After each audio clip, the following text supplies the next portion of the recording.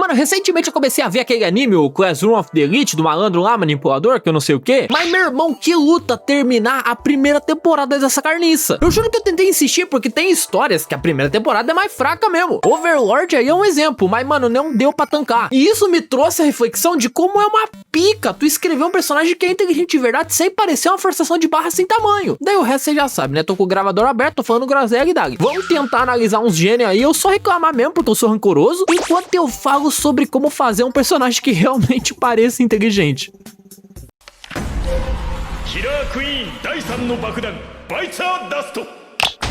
Pra começar essa pataquada, eu vou precisar nerdar um pouquinho sobre algumas coisas que são interessantes na hora de analisar e entender um personagem inteligente. Primeiramente, a gente analisa de que tipo de inteligência estamos falando, né? Pode aí ser inteligência militar, inteligência científica, pode ser qualquer tipo de inteligência, mas a gente precisa classificar ela. Porque a gente também tem gênios em várias áreas na vida real e isso influencia na narrativa. E a partir disso, a gente começa a entender se realmente aquele personagem tá fazendo coisas inteligentes. O que significa que é da hora ali numa narrativa mostrar a forma que o seu protagonista pensa, a linha de raciocínio até ele chegar na conclusão, né? E o que o próprio acha daquilo. Então vamos começar com um bom exemplo aqui. O Senki Shigami é um moleque do colegial que tem uma paixão assustadora pela ciência porque quer muito ir pro espaço. A primeira cena dele no anime é dizendo pro seu amigo aceitar uma poção do amor que na verdade era uma gasolina que ele refinou com tampinha de garrafa. Aqui nos primeiros minutos a gente já sabe que ele é do tipo cientista e é daí que vem a sua inteligência. Depois disso já rola a petrificação da humanidade e pum, agora a gente tá acordando 3.700 anos depois. Seguindo a visão do Tide, a gente vê tudo o que ele fez nesse meio tempo. Enquanto o Senka, né, vai explicando o que aconteceu pelo ponto de vista dele. Enquanto o episódio passa, o anime faz algo perfeito. Em vez de falar o quanto o protagonista é inteligente ou esforçado, a obra nos mostra isso com um time-lapse pra ver o quão demorado é chegar até um remédio cura dessa petrificação, né, entre aspas. Finalizando assim o episódio com a andorinha finalmente podendo voltar a voar depois de um ano inteiro. Mano, tu percebeu como é bem feitinho? A gente percebe de início, sem muita alarde, que vai acompanhar um cara crânio pra caramba e muito da hora. Sendo pra mim um exemplo ótimo de como fazer um personagem inteligente que também não é muito absurdo, porque até mesmo dentro da obra há pessoas tão inteligentes quanto o Senka em determinadas áreas. E é por isso que o Ayano Koji de Classroom of the Elite, mano, é talvez pra mim o maior exemplo de personagem lerdão. Só que no contexto que ele tá inserido ele parece muito maior do que ele é, tá ligado? Classroom of the Elite acompanha esse rapaz que estuda numa escola de elite do governo focada no desenvolvimento da nova geração de jovens. Jovens esses que são divididos em classe A, B, C e D, que é onde o nosso protagonista tá. A princípio, cada um dos estudantes vai receber 100 mil ienes por mês pra poder gastar como quiser. E assim, não é literalmente iene, é ponto. E isso é proposital pra eles gastarem mais, mas você entendeu. E essa é a primeira pegadinha dessa obra. Nos mercadinhos tem coisas gratuitas sendo distribuídas, ou seja, se tem coisa grátis é porque tem quem fique sem dinheiro mesmo recebendo esse valor gigante. Mas a Zanta da Salão D, tirando a Ayano Koji e a menina que eu não lembro mais o nome, eles gastam tudo resenhando. Tudo isso enquanto os mesmos ignoram as aulas, dorme, conversa e tudo mais. Mas agora que veio o plot twist do primeiro episódio. No outro mês, ninguém recebe nada porque aqui se ganha dinheiro conforme a nota da classe for subindo. E, mano, tipo, essa premissa já entrega que tem muita coisa errada, mano. Pô, não precisa ir muito longe na linha de pensamento pra você achar esses problemas, tá ligado? A gente tá numa escola que se divide em níveis de estudantes. Ou seja, aqui dá a entender que tem algum tipo de teste inicial que diferencia essa escola das demais e, consequentemente, categoriza esses garotos em parâmetros que eles conseguem fazer uma prova tal qual vestibular. E mesmo assim, os alunos são burros que nem uma porta. Burro! Só que piora, no episódio 2 a gente descobre que o Ayano acertou exatamente metade em tudo na prova pra poder entrar ali. E mano, eu vou repetir, o cara ele entrou numa escola de elite do governo acertando metade da prova. E aí depois esses mesmos alunos, depois de entrar numa escola de elite, lembrando de elite, eles começam a resenhar e agir como se aquela fosse só mais uma instituição normal e fé. E isso aqui já me pegou logo desde o início e foi só os 2 episódios. Todo mundo à volta desse cara é comicamente animal. E aí com todo esse contexto, a gente vai pro episódio 4, se eu não me engano, onde o Sudo foi acusado de agressão. Tem testemunha e tudo mais, mas claramente as testemunhas estão tudo na maldade. E aí, pô, nenhum professor pede uma prova, nenhum professor confronta separadamente as testemunhas pra ver se a história bate e muito menos busca inconsistência na história que o grupo tá contando como um todo. Sobrando pra quem resolver todo esse pepino? Pro bonitinho do Ayano. E como que ele resolve? Sem entrar em muitos detalhes, só pra não dar muito spoiler mesmo, tinha uma guria que fotografava o local e ele desmontou o caso porque isso deixava a história inconsistente. E pô, é inteligente? Mano,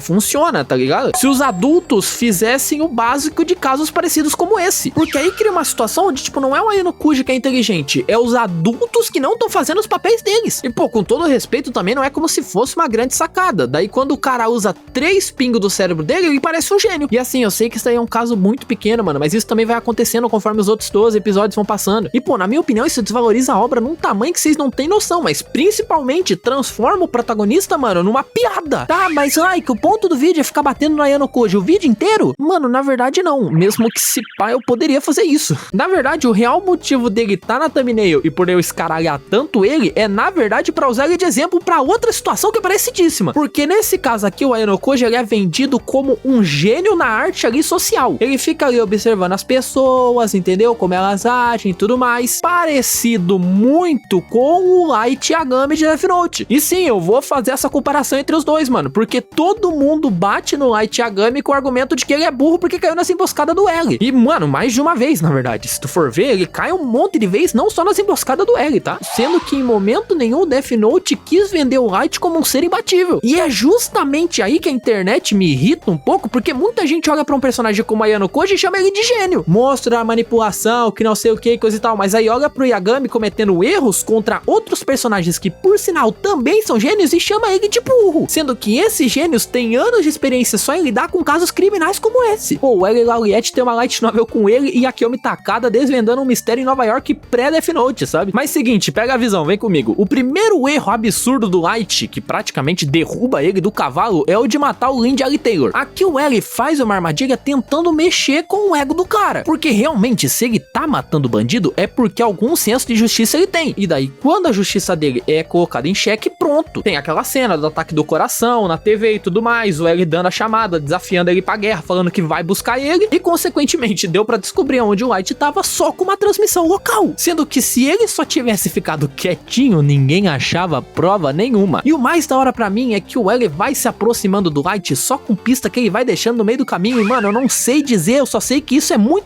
massa, doido, me falta adjetivo, eu acho isso incrível. Porque aqui o protagonista é um cara com uma inteligência acima da média, mas incrivelmente arrogante. E justamente essa arrogância o leva a cometer erros que fazem sentido com a narrativa. Tanto que no final, o L sabia quem era o Kira, mas não tinha como provar judicialmente. Mas aí que tá o ponto, mano, o L também erra algumas vezes. Sendo pra mim o maior erro de todos ele simplesmente se revelar pro Light à toa. E mano, eu sei que tem toda a justificativa do é só 3%, o jogo de tênis pra buscar a confirmação de que ele odeia perder e essas coisas, mas não deixa de ser um erro que praticamente matou ele. Todos aqui cometem erros e acertos justamente porque tem um pouco mais de cuidado nesse lado humano da história. Por isso que o Light também termina perdendo no final. E mano, o ponto aqui não é como se o Ayano Kuji também não tivesse errado ou não fosse inteligente. Eu só acho maluquice tu frequentemente usar atalho narrativo pro seu personagem parecer genial em vez de colocar o cara pra combater gente do seu próprio nível. Porque aí o gênio perde credibilidade. E sabe por que eu escolhi Death Note pra falar disso? Porque o Nier faz a mesma coisa no anime. A parte ali final inteira do Nier descobrindo que o Light na verdade é o Kira, no anime, mano, parece que ele tirou a conclusão da cartola. Coisa que no mangá não acontece. Porque essa parte final aqui do mangá e do anime, elas são bem diferentes. E eu descobri, dizem as mais línguas, que o anime de Classroom of the Elite também é bem diferente no mangá e da novel. E talvez por isso que eu tenha ficado com essa impressão errada. Porque a verdade, mano, é que é tão fácil fazer um gênio de anime só ficar ridículo, tal qual um adolescente médio, que é beira maluquice. E, velho, eu vou ser bem sincero, eu já tô até meio cansado do arquétipo de gênio e essas paradas, velho. Porque tudo que eu falei aqui não precisa ir só pra parte dos animes de guerra de intelecto. Eu posso pegar de exemplo o ego do Bullock, velho, que por algum motivo faz a narrativa do mangá inteiro ser sobre individualizar um esporte que é coletivo com aquela bullshit de o futebol não é um esporte em equipe, no futebol quem faz mais gol vence, o maior egoísta do mundo é quem vive com o estilo de vida mais adequado pra ser o melhor do mundo. Sendo que isso é uma mentira, tá ligado? E dá pra pegar vários exemplos de outras mídias também, mas eu só estaria sendo redundante no meu ponto. Se pá, tem tanto personagem burro pagando de gênio porque os roteiristas não são gênios, tá ligado? Ou talvez as pessoas pensam que o gênio é alguém que nunca erra, mano. Ou sei lá, alguém que tem a resposta sempre na ponta da língua. Mas aí eu só tô falando minha opinião e as fontes eu tô tirando tudo das vozes da minha cabeça. Porque na verdade, mano, os personagens inteligentes de verdade costumam ser muito mais interessantes interessantes quando eles falham. E isso acontece bastante com o Lelouch de Code Geass, isso também acontece em Monster pra caramba, mas eu não vou entrar muito a fundo pra não dar spoiler, porque eu quero fazer um vídeo só dessa obra. Mas no final é isso aí, mano.